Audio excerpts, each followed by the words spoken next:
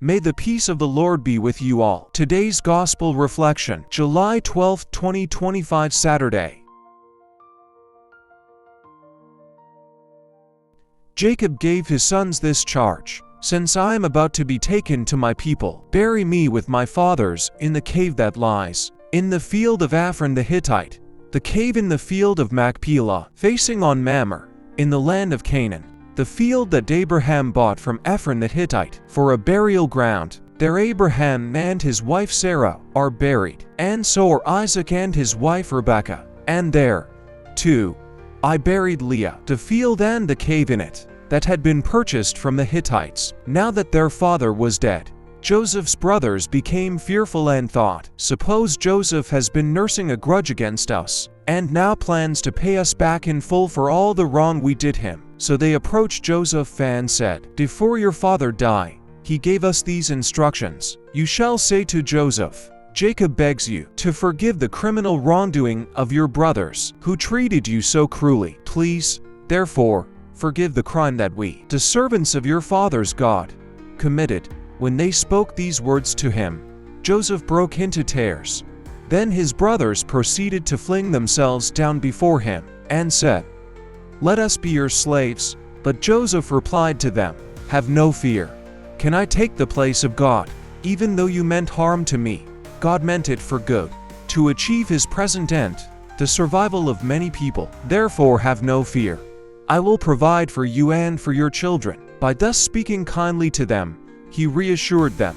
Joseph remained in Egypt, together with his father's family. He lived 110 years. He saw Ephraim's children to the third generation, and the children of Manasseh's son Machir were also born on Joseph's knees. Joseph said to his brothers, "I am about to die. God will surely take care of you and lead you out of this land to the land that he promised on oath to Abraham, Isaac, and Jacob."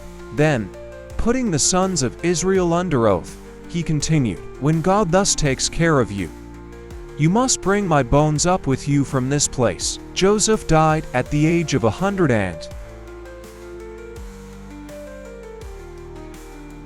Responsorial Psalm. Be glad, you lowly ones, may your hearts be glad. Give thanks to the Lord, invoke his name, make known among the nations his deeds.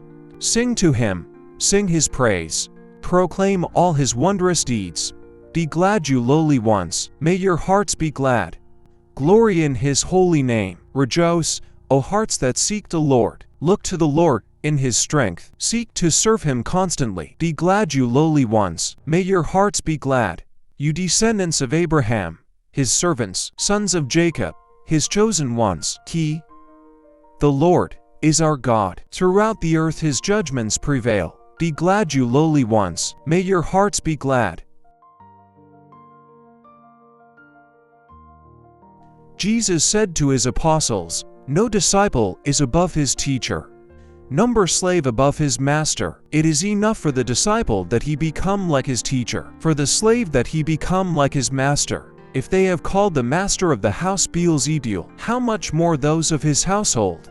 Therefore do not be afraid of them. Nothing is concealed that will not be revealed, nor secret that will not be known. What I say to you in the darkness, speak in the light. What you hear whisper, proclaim on the housetops. And do not be afraid of those who kill the body but cannot kill the soul. Rather, be afraid of the one who can destroy both soul and body in Gehenna. Are not 2 sparrows sold for a small coin? Yet not one of them falls to the ground without your Father's knowledge.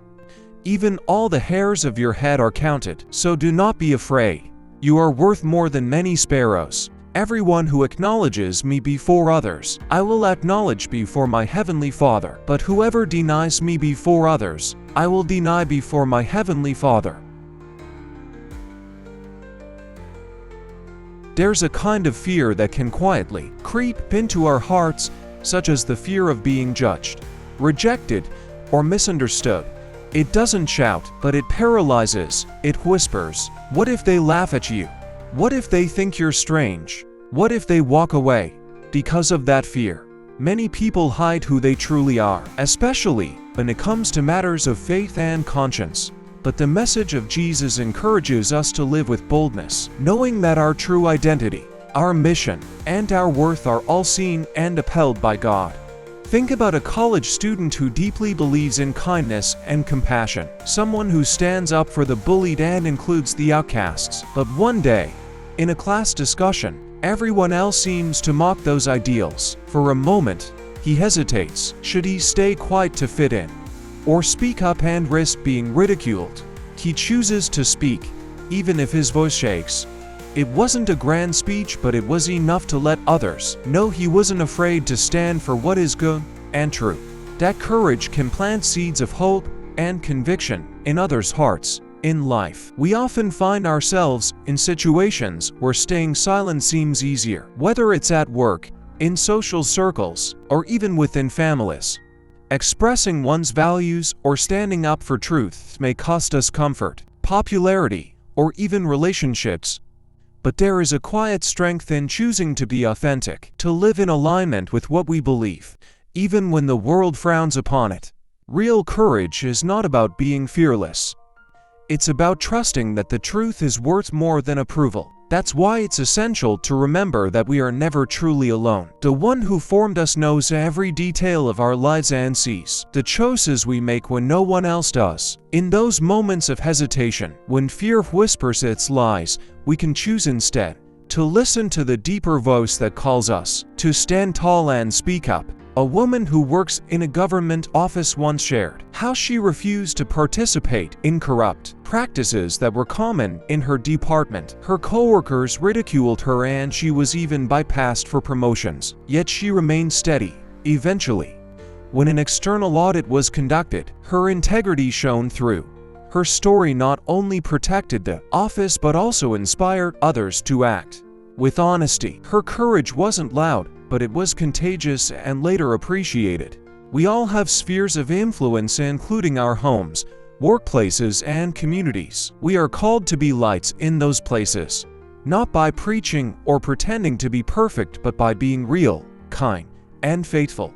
Sometimes that means saying no to compromise. Other times, it means saying yes to compassion when others show indifference. In every choice, big or small, we declare we are children of the light, and only in God do we trust. There's great value in your life. Your voice matters. Your presence matters. The world doesn't need more people who simply follow the crowd. It needs people who are grounded in truth, anchored in love, and willing to shine even when it's uncomfortable. You may not always see the impact of your courage immediately, but someone is watching. Maybe a child, a friend, or a neighbor. Someone is being encouraged by your quiet boldness. Most of all, your faithfulness is seen by the one who never forgets, who never overlooks, and who always values your worth. So live with integrity, speak with grace, and love without fear. When you are tempted to hide your light, remember, you were created not for shadows, but to shine, even if it's just one small flicker in the dark, because one small light is enough to guide someone home.